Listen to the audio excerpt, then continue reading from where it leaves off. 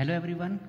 आज हम एक नया टॉपिक शुरू करने वाले हैं बिजनेस स्टडीज़ का, जो 6 चैप्टर है स्टाफिंग नाम है इसका। जो थर्ड फंक्शन होता है मैनेजमेंट का, जो हमने फर्स्ट चैप्टर में हमने पढ़ा था मैनेजमेंट के 5 फंक्शंस होते हैं। प्लानिंग, ऑर्गेनाइजिंग हम कर चुके हैं। अब हम तीसरा फंक्शन करने वाले हैं स्टाफिंग। इसके बारे में 2 फंक्शंस रह जाएंगे, डायरेक्टिंग एंड कंट्रोलिंग के बारे में। तो आज हम शुरू करते हैं स्टाफिंग कि स्टाफिंग होता क्या है। अब जैसे आपने स्टाफ वर्ड का भी बार सुना होगा। स्टाफ का मतलब होता है कि जो एक ऑर्गेनाइजेशन में एम्प्लॉयज़ होते हैं, उसके जो ग्रुप होता है हम उसको बोलते हैं स्टाफ। इसका मतलब ये होता है कि it refers to finding the right person for right job, having the right qualifications, doing the right job at right time. मतलब कि हम एक सही टाइम पे सही जॉब के लिए सही पर्सन को हम फाइंड करते हैं, ढूंढते हैं, जिससे कि वो सही टाइम पे सही अपनी क्वालिफिकेशन के अकॉर्डिंग सही काम कर सके। फॉर एग्जाम्पल जैसे मान लो कि अगर स्कूल का ही हम एक एग्जाम्पल ले लेते हैं। स्कूल में अगर कोई इंग्लिश टीचर की रिक्वायरमेंट है, तो जो क्वालिफिकेशंस इंग्लिश टीचर के लिए चाहिए होती हैं, उस तरह का एक क्वालिफिकेशन का पर्सन हमें मिल जाता है। तो वो अगर हम उसे सेलेक्ट कर लेते हैं तो वो होती है स्टाफिंग। मतलब कि स्टाफिंग का मतलब क्या होता है कि जब किसी जॉब पोजीशन के लिए हम किसी एक पर्सन को हायर करते हैं सही क्वालिफिकेशन के अकॉर्डिंग, जो जिससे कि वो पॉसिबल हो सकता है कि वो सही टाइम पे सही काम कर सके, अपना काम कर सके, स्पेशलाइजेशन के अकॉर्डिंग काम कर सके। तो उस प्रोसेस को हम बोलते हैं स्टाफिंग। मतलब कि right person at right job according to his right qualification at right time, उसे हम बोलते हैं स्टाफिंग। स्टाफिंग में कुछ चीज़ें होती हैं, जिसमें पहला पॉइंट है रिक्रूटमेंट। रिक्रूटमेंट का मतलब होता है कि जो वैसे भी आएगा इस चैप्टर में, आगे भी हम पढ़ेंगे, इसके बारे में डिटेल में पढ़ेंगे। रिक्रूटमेंट का मतलब होता है कि हम कैंडिडेट्स को अट्रैक्ट कर रहे हैं कि हमारे ऑर्गेनाइजेशन को वो ज्वाइन करें। सिलेक्शन का मतलब होता है कि जो हमारे ऑर्गेनाइजेशन के लिए अप्लाई कर रहे हैं, हम उन्हें सेलेक्ट कर लेते हैं, चूज़ कर लेते हैं कि ये हमारे ऑर्गेनाइजेशन का पार्ट बनेंगे। फिर होती है उनकी डेवलपमेंट, ट्रेनिंग उनको प्रोवाइड करते हैं, डेवलपमेंट उनकी की जाती है, इंसेंटिव्स उनको दिए जाते हैं।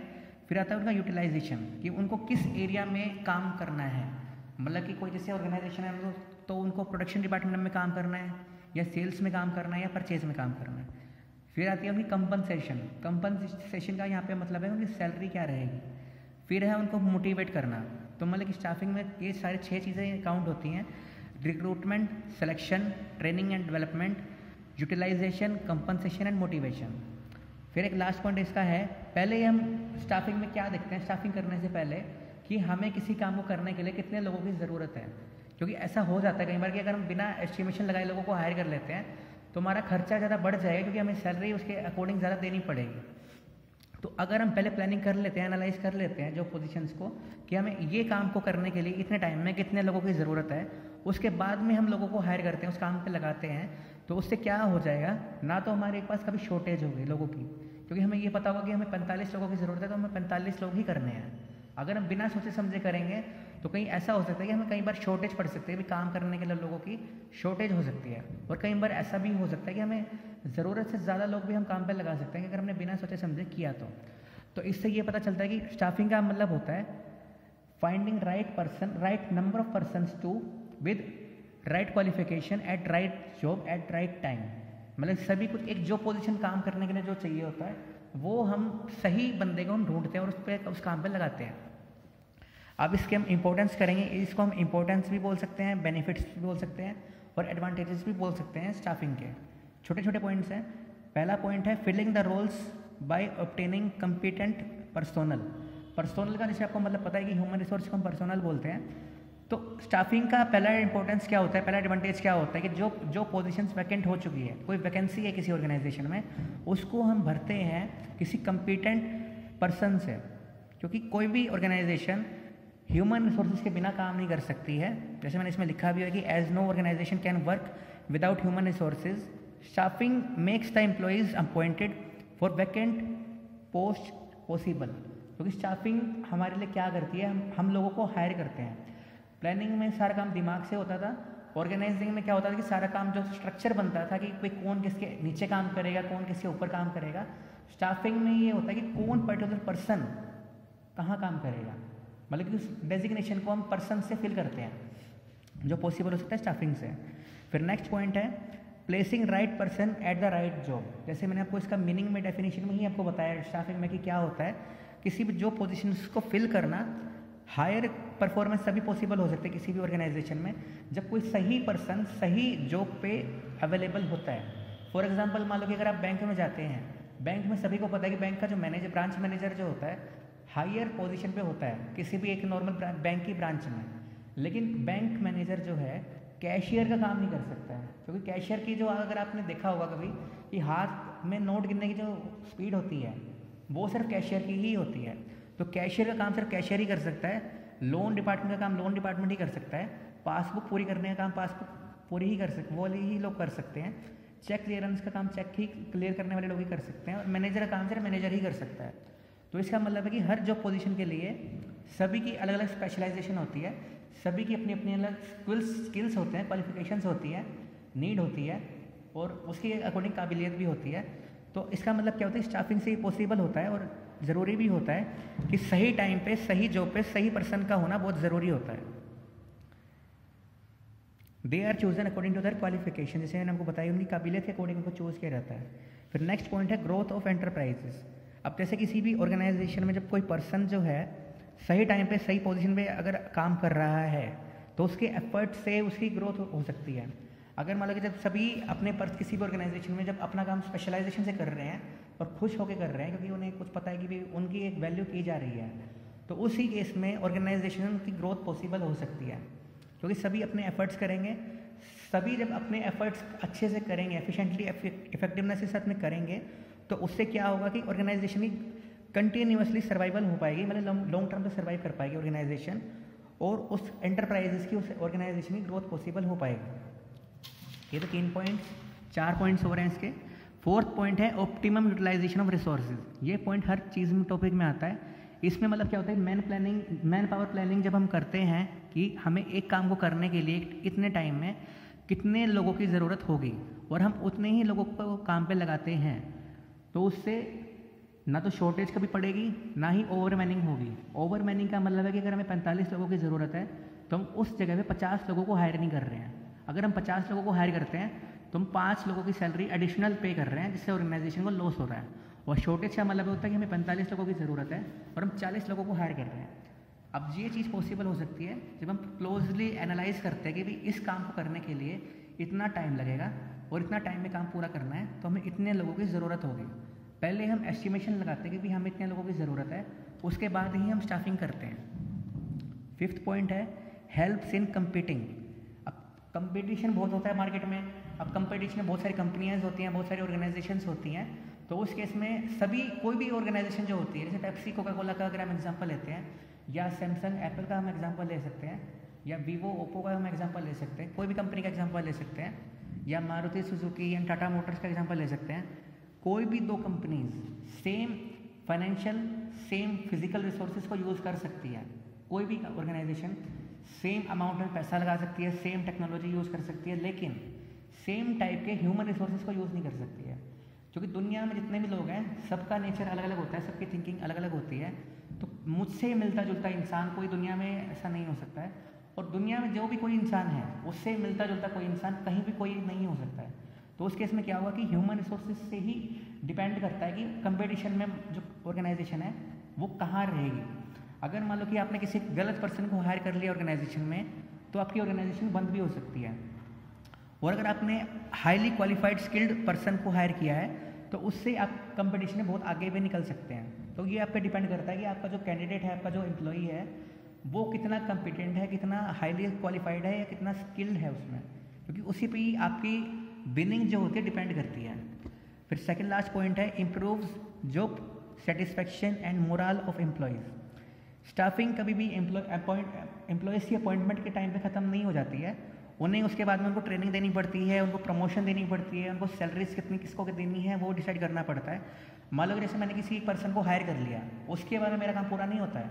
स्टाफिंग भी एक तरह से कंटिन्यूअस प्रोसेस होती है, जिसमें कि एक पर्सन को हायर करने के बाद में उसे time to time training provide करना, उसकी डेवलपमेंट करना मेंटली फिजिकली, उसके बाद उसको सैलरी कितनी देनी है उसको वो भी देना, उसकी प्रमोशन करना। प्रमोशन का मतलब यहाँ पे क्या होता है कि जो किसी लेवल पे काम कर रहा है उसको सेम ही ऑर्गेनाइजेशन में उससे ऊपर के लेवल पे उसको मतलब ट्रांसफ़र कर देना। एक तरह से ट्रांसफ़र तो नहीं बोल सकते हैं, प्रमोट कर देना उसको, उसे हम बोलते हैं प्रमोशन। ये एक्टिविटीज़ जो होती हैं उसको मोटिवेट करती हैं। अब ट्रेनिंग से क्या होगा, उसके स्किल्स बढ़ जाएंगे, उसकी सैलरी बढ़ जाएगी, उसकी प्रमोशन हो जाएगी। अब जब किसी की लेवल किसी भी पर्सन की प्रमोशन होती है तो उसको एक मोटिवेशन मिलता है कि भाई मैं और अच्छे से काम करूँगा तो मुझे और प्रमोशन मिलेगा, मेरा लेवल और बढ़ेगा, मेरा नाम भी बढ़ेगा, मेरी सैलरी बढ़ेगी, मेरा कुछ जो मेरे शौक हैं वो मैं पूरे कर पाऊँगा।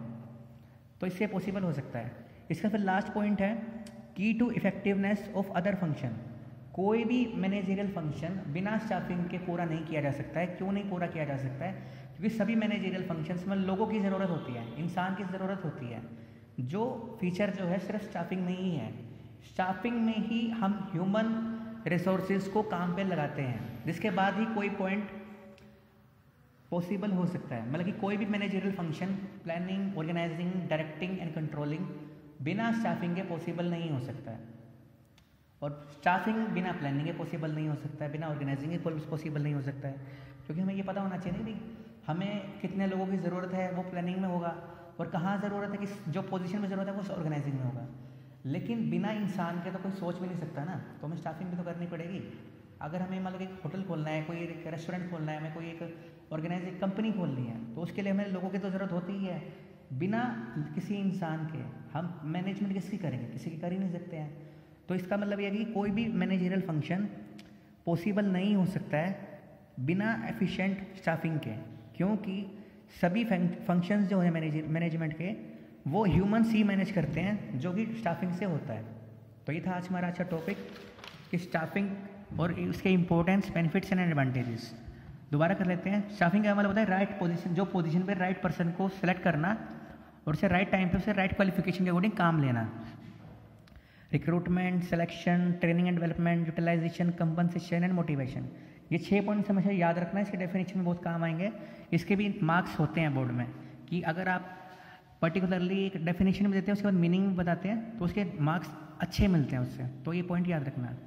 अब पहला इंपॉर्टेंस है filling the roles by obtaining competent employees. अगर कोई पर्सन है जो हमारे लिए कम्पिटेंट है तो ही हम जो कंपटीशन में आगे निकल सकते हैं। हमारी ड्यूटी क्या होती है as a human resource manager, जो डिपार्टमेंटल मैनेजर का काम होता है कि एक जो पोजीशन पे जो वैकेंट है हम उस पोजीशन पे किसी कम्पिटेंट एम्प्लॉय को ही हायर करें। कोई ऐसा ही नहीं कि भाई कि कोई भी चाहिए हम किसी को भी ले लिया, वो चीज़ नहीं होनी चाहिए। नेक्स्ट पॉइंट है placing right person at right time right job. मतलब कि राइट जॉब के लिए हमें राइट क्वालिफिकेशन स्किल वाला ही पर्सन को हमें सेलेक्ट करना चाहिए। कोई ये ना हो कि अगर किसी केस में से करना भी पड़ जाए कि भाई ऐसा है कि भाई कोई भी को हमें हायर करना है तो उसके पास उसकी क्वालिफिकेशंस या स्किल्स होने चाहिए, तभी वो उस काम को जस्टिफाई कर पाएगा। क्योंकि फॉर एग्जांपल स्कूल का एग्जांपल लेते हैं तो जो हिंदी के लिए टीचर है वो हिंदी में स्पेशलाइज होना बहुत ज़रूरी है। नेक्स्ट है ग्रोथ ऑफ एंटरप्राइजेज। जब सभी पर्सन्स अपनी अपनी एफर्ट्स में ध्यान देंगे, सभी अपने पर्सन्स में कोऑर्डिनेशन हो पाएगा, तो उनसे क्या होगा कि ऑर्गेनाइजेशन लंबे टाइम तक सर्वाइव कर पाएगी और उस पूरी ऑर्गेनाइजेशन की ग्रोथ पॉसिबल हो पाएगी जब सभी अपने एफर्ट्स पर ध्यान देंगे। तो और सब अपने ध्यान कब दे पाएंगे? जब उनको पता होगा कि उनकी जॉब क्या है, उनको करना क्या है। फिर नेक्स्ट पॉइंट है optimum utilisation of resources. Man power planning और जॉब एनालिसिस से हमें पता चलता है कि एक काम को करने के लिए हमें कितने टाइम में कितने लोगों की ज़रूरत है, तो हम पर्टिकुलरली उसी क्वांटिटीज़ के इन लोगों को ही हम हायर करेंगे, जिससे कि ओवर मैनिंग और शॉर्टेज जो है पॉसिबल नहीं रहेगा, वो अवॉइड हो पाएगा। फिर नेक्स्ट है हेल्प्स इन कंपीटिंग। कोई भी दो से ज़्यादा ऑर्गेनाइजेशन सेम अमाउंट में पैसा लगा सकती है, सेम अमाउंट की सेम तरह की टेक्नोलॉजी यूज़ कर सकती है, लेकिन सेम टाइप के ह्यूमन रिसोर्सेज को यूज़ नहीं कर सकती है, क्योंकि हर इंसान का नेचर अलग अलग होता है। तो उस केस में एफिशिएंट स्टाफ जो हायर कर लेता है अपने ऑर्गेनाइजेशन में, उससे ही कंपटीशन में वो आगे निकल सकता है। जैसे मैं एग्जांपल एक और लेता हूँ, आपको थोड़ा समझ में आ जाएगा ये पॉइंट। अगर मान लो कि आपकी कोई टीम है, कोई गेम की टीम है, जो आपकी टीम में जो मेंबर्स हैं वो अगर अच्छे प्लेयर्स हैं तो ही आप जीत सकते हो। चाहे आपकी दोनों की टीम की मतलब स्ट्रैटेजी सेम है, ग्राउंड भी सेम है, सभी कुछ सेम है, नंबर ऑफ मेंबर्स भी सेम है, लेकिन जो आपकी टीम की मेंबर्स की जो प्लेयर्स की जो पोजीशन है, जो उनके माइंड स्किल्स हैं, अगर वो ज़्यादा अच्छे होंगे तो ही आप जीत सकते हो कंपटीशन में। 6th पॉइंट है improve job satisfaction and moral of employees. Promotion देने की वजह से, उनकी सैलरी बढ़ाने की वजह से या ट्रेनिंग देने की वजह से वो उनमें एक तरह से मोटिवेशन हो सकता है, मोटिवेट वो हो सकते हैं, क्योंकि उनको लगे उनको किसी भी इंसान को क्या चाहिए होता है, एक अच्छा स्टेटस चाहिए होता है, अच्छी सैलरी चाहिए होती है, अच्छी लाइफ चाहिए होती है, जो कि पॉसिबल हो सकता है ट्रेनिंग से, मोटिवेशन प्रमोशन से या कंपनसेशन बढ़ाने से। लास्ट पॉइंट है की to effectiveness of other functions. कोई भी मैनेजरियल फंक्शन बिना स्टाफिंग के, बिना इंसानों के पूरा नहीं किया जा सकता है, और स्टाफिंग में ही हम इंसानों को हायर करते हैं एक ऑर्गेनाइजेशन में, मतलब इंसान में हम यूज़ नहीं करेंगे, ह्यूमन बींग्स यूज़ कर सकते हैं, क्योंकि हम हिंदी में थोड़ा जाएंगे तो थोड़ा सेंस अलग बन जाएगी।